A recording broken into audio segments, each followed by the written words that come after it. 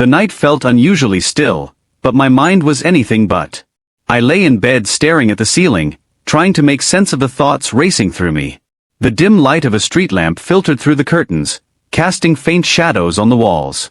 Outside, the distant hum of crickets and the occasional bark of a dog were the only sounds breaking the quiet. My chest felt heavy, not with sadness but with something I couldn't quite name, something that had been building all day.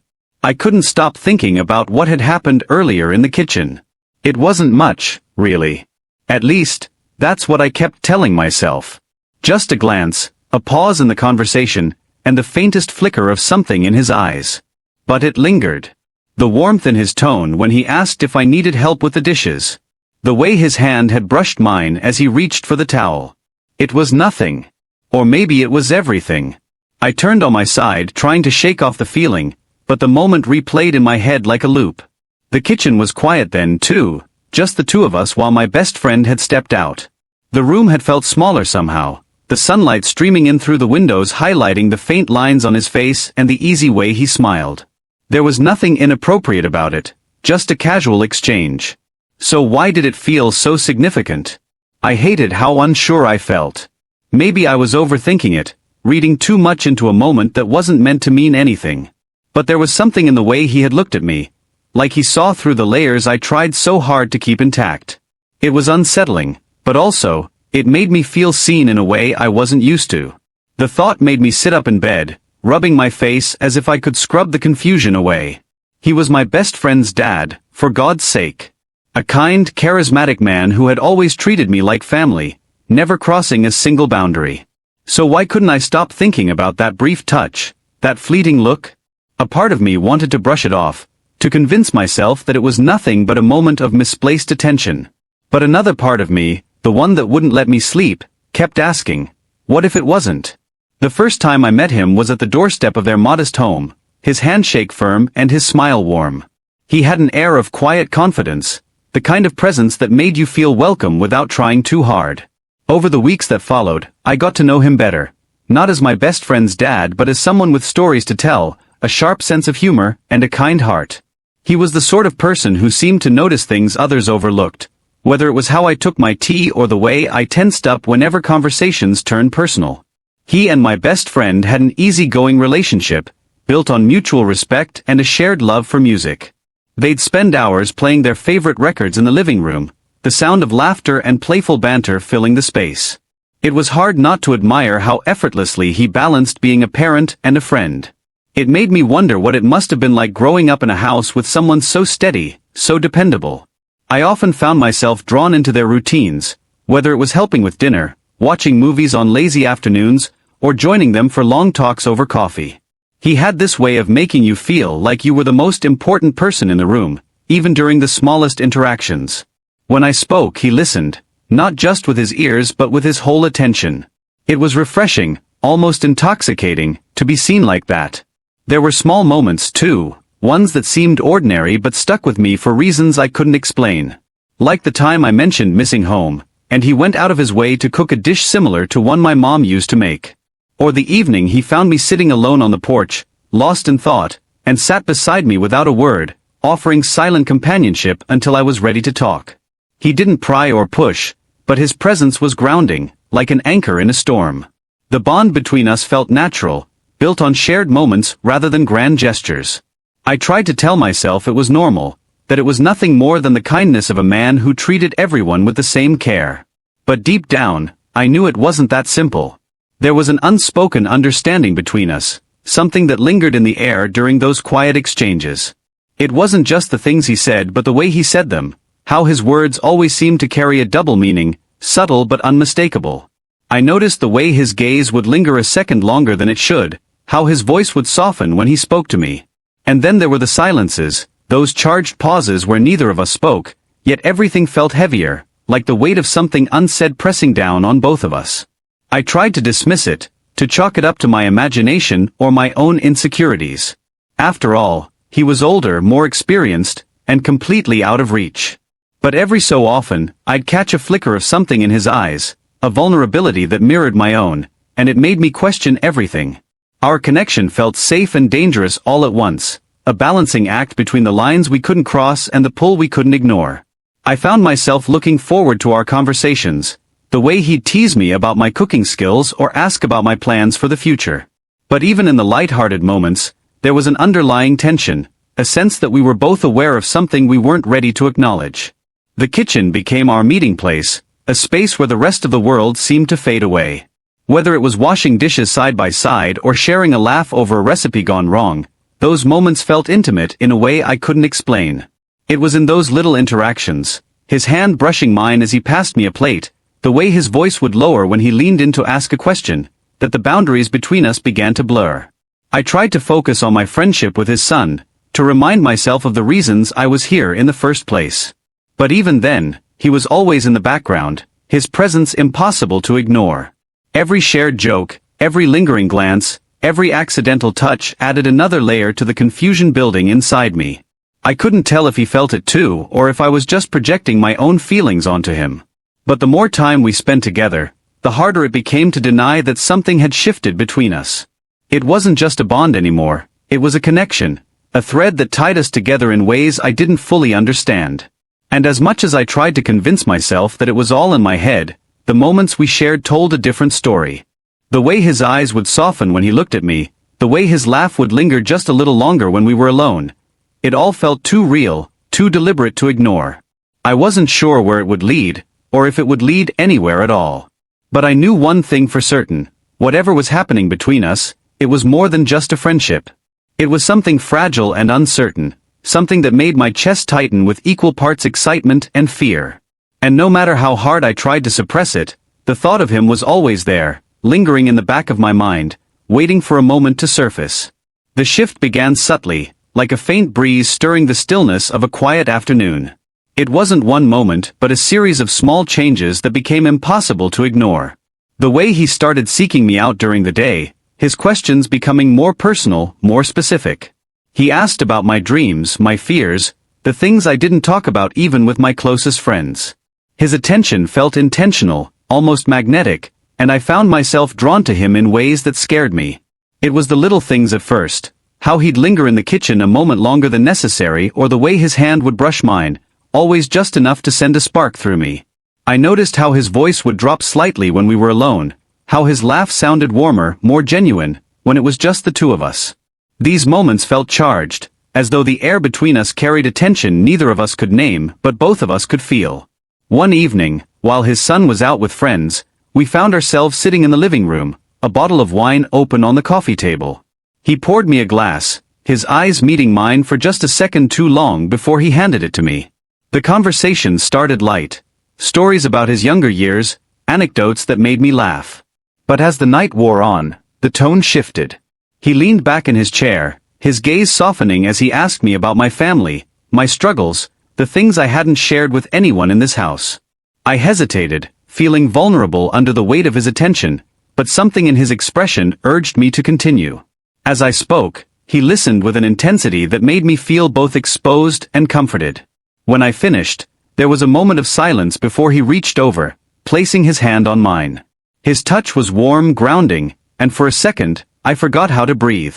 "Thank you for sharing that," he said softly, his thumb grazing my knuckles. The gesture was innocent enough, but the way his eyes lingered on mine made it feel like more. My pulse quickened, and I pulled my hand back, mumbling something about needing to check on the dishes.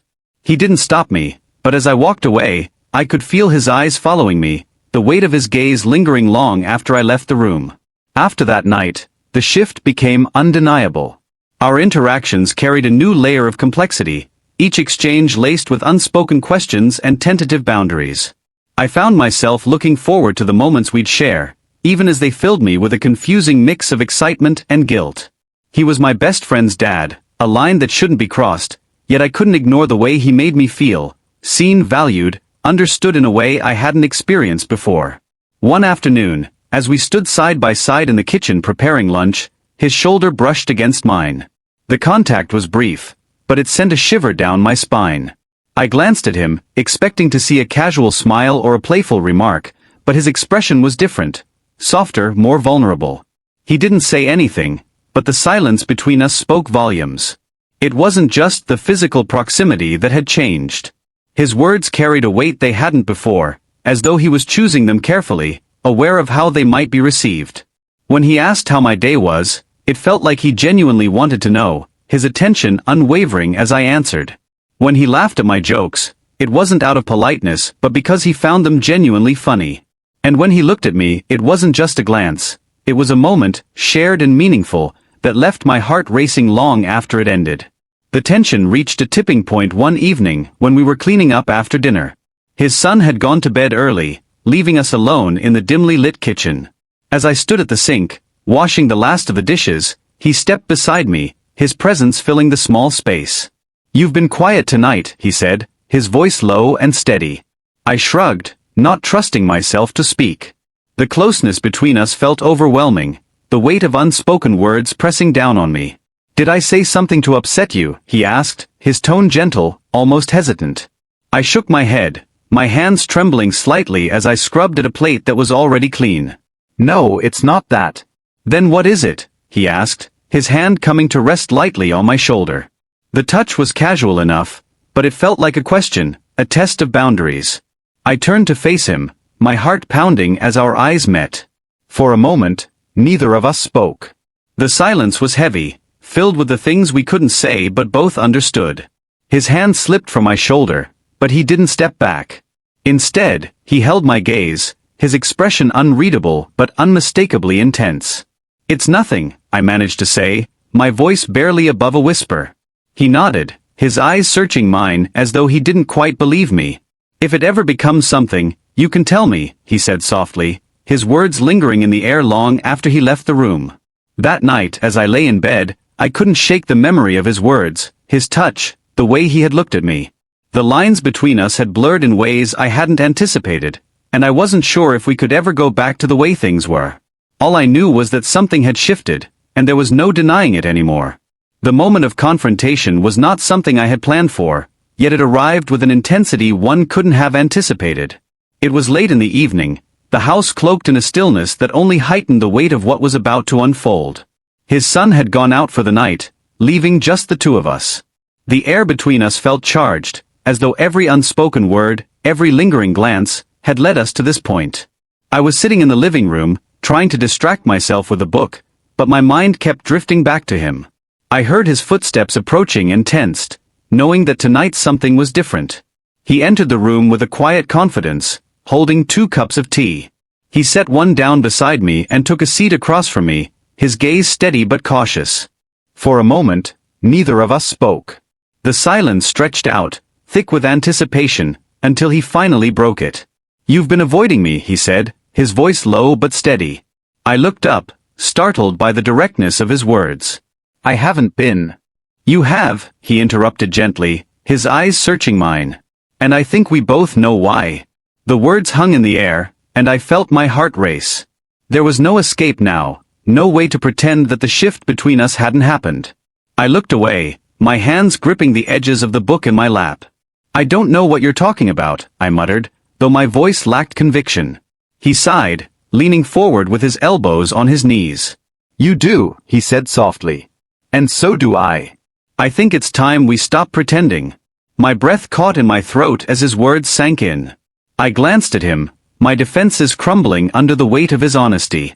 This isn't right," I managed to say, though even I wasn't sure I believed it. "Maybe not," he admitted, his voice tinged with vulnerability. "But it's real, isn't it? You feel it too." I couldn't respond. The truth of his words left me exposed, and for the first time, I let myself acknowledge the emotions I had been pushing aside. I nodded slowly, my eyes filling with tears that I refused to let fall. "I don't know what to do with this," I said finally, my voice barely above a whisper. He reached out, his hand resting on mine. The gesture was gentle, tentative, as though he was asking permission rather than taking it. "We don't have to figure it out right now," he said. But I couldn't keep pretending that this wasn't happening. I needed you to know. The vulnerability in his voice broke something in me, and I looked up to meet his gaze. His eyes were filled with a mixture of hope and fear, mirroring the emotions swirling inside me. "This is so complicated," I said, my voice trembling. "I know," he replied. "But I also know that I haven't felt this way in a long time. Not like this." Not with anyone.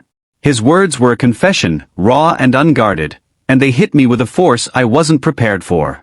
I felt my defenses falter, the walls I had built around my heart beginning to crumble. I'm scared, I admitted, the honesty of my own words catching me off guard. So am I, he said, a faint smile tugging at the corners of his lips. But I think it's worth it. The silence that followed was heavy but not uncomfortable. It was the kind of silence that spoke volumes, filled with the things we couldn't yet put into words. He moved closer, his hand still resting on mine. The proximity was overwhelming, every detail amplified. The warmth of his hand, the steady rhythm of his breathing, the intensity of his gaze. I don't want to make things harder for you, he said softly. But I can't ignore this anymore. Can you? His question hung in the air, and I felt the weight of it pressing down on me. Could I ignore this? Could I go back to pretending that nothing had changed between us?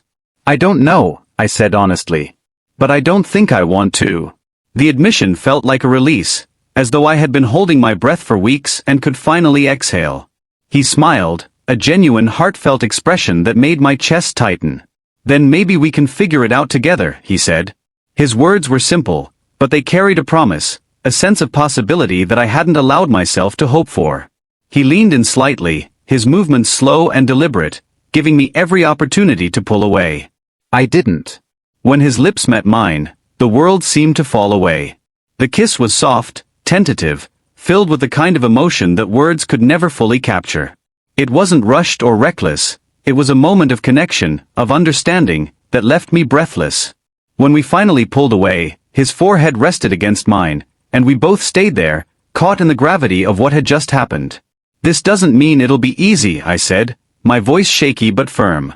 I know, he replied, his tone steady. But it's a start. And for the first time in weeks, I felt a sense of clarity. It wasn't a resolution, not yet, but it was a beginning. A step toward something neither of us fully understood but both of us were willing to explore. The days that followed felt surreal, as though the world had shifted ever so slightly on its axis. We didn't talk about what had happened immediately, each of us navigating our own thoughts and emotions. There was an unspoken understanding between us, a delicate thread that tied us together while we figured out what it all meant. One evening, I found myself in the backyard, the cool night air brushing against my skin. The stars were scattered across the sky, their quiet brilliance a stark contrast to the storm of feelings inside me. I heard his footsteps before I saw him. He joined me, carrying 2 mugs of tea, the steam curling up into the chilly air. Thought you might want this, he said, handing me one. Thanks, I murmured, my fingers curling around the warmth of the mug. We stood in silence for a while, the weight of unspoken words hanging between us. It wasn't uncomfortable, but it was heavy, filled with everything we hadn't yet said. Have you thought about what happens next? He finally asked, his voice soft but steady. I took a deep breath, the question hitting me with its inevitability. I don't know, I admitted. It's not just about us. There's so much to consider, your family, what people might think. I know, he said, cutting me off gently. But this isn't about them. Not really. This is about us. About what we want. His words were simple, but they carried a weight that made my chest tighten. He was right, of course, but that didn't make the reality any less complicated. I want to be honest with you, I said, turning to face him. I've never felt this way before. About anyone. And it scares me. But I also know that I don't want to lose this. Whatever this is. He smiled, a soft, understanding expression that made my heart ache. I feel the same, he said. And I think that's worth holding on to, no matter how messy it gets. His hand found mine, the gesture grounding me in a way that words couldn't. We stood there, hand in hand, the cool night air wrapping around us like a quiet promise. I'm not saying it'll be easy, he continued. But I think we owe it to ourselves to try. To see where this goes. I nodded, the fear and uncertainty in my chest mingling with a flicker of hope. I don't know what the future looks like, I said honestly. But I think I'd regret not finding out. His smile widened, and he squeezed my hand gently. Then we'll take it one day at a time, he said. His smile widened, and he squeezed my hand gently. Then we'll take it one day at a time, he said. The simplicity of his words calmed me, the enormity of what we were stepping into feeling just a little more manageable. The days that followed were a mix of quiet moments and tentative steps forward. We didn't rush into anything, choosing instead to let things unfold naturally. There were moments of doubt, of hesitation, but there were also moments of joy, of connection, that made it all feel worth it. We spent more time together, sharing stories and laughter, building a foundation that felt both fragile and strong.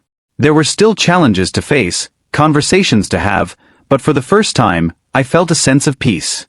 One evening, as we sat on the porch watching the sun dip below the horizon, he turned to me with a thoughtful expression. "Do you ever wonder what brought us here?" he asked. "All the time," I said with a soft laugh. "But I think maybe some things aren't meant to be understood. They're just meant to be felt." He nodded, his gaze fixed on the horizon. "I think you're right," he said. "And I think I'm okay with that." The quiet between us was filled with a sense of contentment, of acceptance. It wasn't a perfect ending, but it wasn't supposed to be. It was real, messy and uncertain, but it was ours. As the last rays of sunlight disappeared, he turned to me with a smile that was both hopeful and sure. "No matter what happens," he said, "I'm glad we're here. Together." I smiled back, my heart full in a way I hadn't known was possible. "Me too," I said. And in that moment, I knew that whatever came next, we would face it together. It wasn't a conclusion, not really, but it was a beginning, a chance to build something meaningful, one step at a time.